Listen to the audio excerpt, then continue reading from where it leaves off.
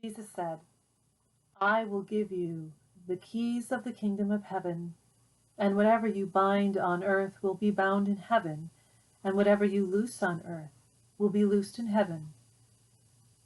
That's the 16th chapter of Matthew's Gospel, the 19th verse. One of the most solemn and important moments for me every time I begin serving a parish happens without ceremony. Usually there are not many people present, maybe just me and one other person. Nevertheless, it is one of the most significant moments in my ministry. It is the moment I am given and I receive the keys to the church building. The rector's set of keys includes all the keys to all the doors in all the places in the building, from the sacristy to the office, to the kitchen, to the furnace room, to every broom closet. It includes access to doors very few people can open. These keys represent the rector's authority and responsibility. It is assumed with the giving and receiving of the keys to the building that the rector is accepting the responsibility to oversee not just a building, but the community connected to the building. And the rector will treat this honor with respect and compassion, as well as keeping a heart open for God's will. It is a moment that always makes me catch my breath. It is a lot like the moment you might have received the keys to your first house or apartment, or when you received the keys for your office at work, or perhaps it is when you received the keys to your first car, and you realized now you had both the independence the car provides and the responsibility to care for the car. Whatever the keys give you access to, the moment you receive them is a powerful and transformational one. This is the same moment we read in today's gospel, where Jesus promised to give the keys of the kingdom of heaven to Peter and his disciples. But what was Jesus really talking about when he promised the keys of the kingdom of heaven? Surely he didn't whip out small pieces of metal shaped to fit into locks and jangled them about. Keys are tools we use to access entry points like doors and gates. But Jesus didn't promise the disciples keys to the kingdom of heaven. He promised to give them the keys of the kingdom of heaven, which means obviously Jesus wasn't referencing metal keys that open locks. The keys of the kingdom are made of something far more valuable and lasting, and they don't open doors. They open the way for freedom. To figure out what those keys consist of, we have to go back to the beginning of today's gospel, when Jesus gave what sounds like a pop quiz to his disciples, asking them who people say he is and who they say he is. Commentators and historians like to remind us the geographical area Jesus and his disciples was passing through is important if we are to understand the context of Jesus' question and the disciples' answers. We read in today's gospel the area was called Caesarea Philippi.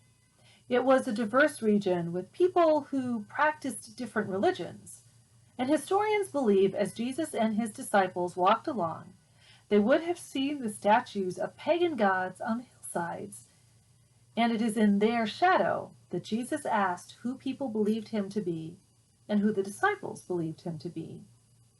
The answer to those questions is that the people saw in Jesus prophetic figures of the past, not unlike the statues above them.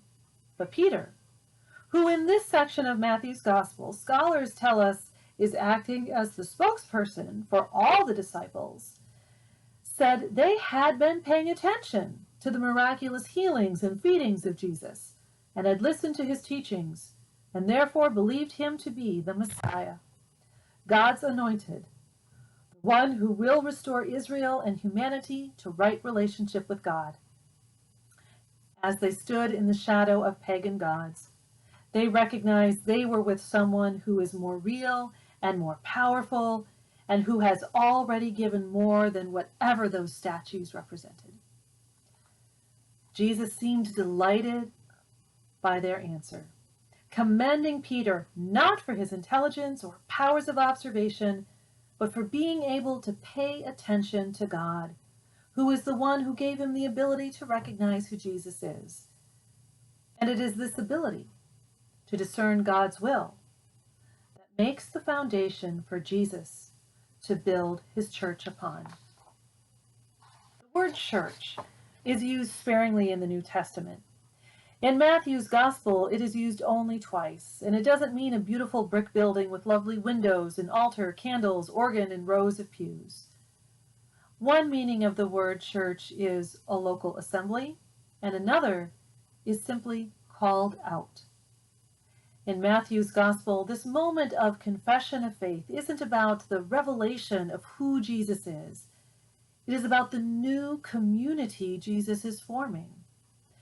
This community is made from people of all walks of life who are willing to follow him, believe in his unique relationship to God, and who are willing to live into Jesus' mission to show people the love of God on earth, to do the work with God of restoring the world to God's original intention for it, a world without hunger, injustice, and inequality. It is to this community, one called the church, not just to Peter himself, as is sometimes commonly misunderstood, that Jesus gives those precious keys of the kingdom of heaven. The purpose of those keys, we read in today's gospel, is to bind and to loose. In other words, those keys can give the freedom from sin that Jesus came to bring to the world. And when we look to Jesus as our salvation from sin, the liberator from sin, we believe this happens through his death and resurrection, and one of the most powerful aspects of resurrection life is forgiveness. Remember, forgiveness is what Jesus embodied when he died on the cross, as he prayed God to forgive those who were killing him. Forgiveness is what he embodied after his resurrection, when Jesus greeted his disciples in peace instead of anger or disappointment for their lack of faith during his trial, crucifixion, and death. There is even a time in the Gospels when the thing that upset the Pharisees more than his teachings or miraculous healings is when Jesus forgave someone of their sins. Forgiveness is powerful. It is a liberating force. People like Nelson Mandela, former Archbishop Desmond Tutu, the Dalai Lama, and our presiding bishop, the Most Reverend Michael Curry, have all written about their experiences with forgiveness on individual and community levels, and how they have seen people and communities transform before their eyes. All of them write that if there is to be hope for a peaceful world, a world of equality and justice, then it must start with forgiveness. Because only forgiveness can liberate us from our past and set us free from repeating unhealthy and damaging cycles of violence. They remind us that forgiveness does not mean forgetting, as far too often well-meaning folks think. Forgiveness does not mean allowing ourselves to continue to be hurt by people or systems. Forgiveness does not forget the act that caused the harm, and instead forgiveness frees us so that we can learn from the harm, heal, change, and make a new and better way. This is the key Jesus gives to his church. To forgive as we have been forgiven, just like we pray in the Lord's Prayer. Forgiveness is a powerful expression of the love of God through Christ. And it doesn't open physical doors, but it does open the doors of our hearts so that we, who are the church, can forgive. There is both power and responsibility represented in this key. And Lord knows this is no easy key to use. People can be difficult and complicated, and systems can be unjust and uncaring. Diversity sounds just grand until disagreements arise. Yet there is another key Jesus gives the church: community. As Bishop of Western North Carolina, the Right Reverend Porter Taylor has written about the church, quote, "We come together to experience again Christ's love in community and discover Jesus as the in-between, connecting us one to another." To Bishop Taylor, quote, "Churches are places where people learn to love." And as we clumsily learn to love by practicing forgiveness, working through differences to work towards our mission, we can learn to see the value in such hard work, because forgiveness is the stuff of resurrection life, the stuff of God's kingdom here on earth. In today's gospel, we get a chance to see what the author of Matthew's gospel envisioned as the purpose of the church: to free or loose people from sin. The work of the church, before we feed the hungry, or provide spiritual inspiration or comfort, or work for social justice, although those are all very good and right things to do and most definitely part of our mission. But before we do that work, we are to do the work of liberation, of freeing people so that we can live together in a community that listens to God and works together with God to bring God's kingdom here on earth, so that no one is ever hungry, where loneliness is just a memory, where we share out of a sense of abundance and gratitude instead of hoard out of a sense of fear and greed, where all people are free, no matter their age, gender, skin color, political affiliation, sexual identity, or socioeconomic status, to live into the love of God. Believe it or not, these things can happen. It begins with learning to love one another and forgive each other.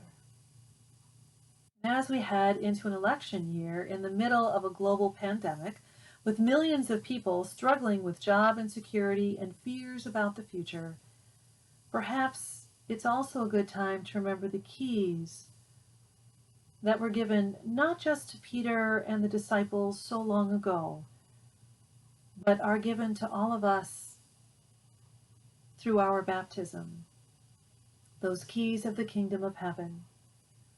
They won't do much good gathering lint in the bottom of a pocket or purse, or gathering dust hanging on a forgotten hook. Perhaps now is the best time to remember them, get them out, and practice loving each other and forgiving one another. Perhaps doing this will begin the much needed healing the healing of so many divisions, bringing us all closer to one another and to God through Christ, the giver of keys and salvation, who is even now in our midst.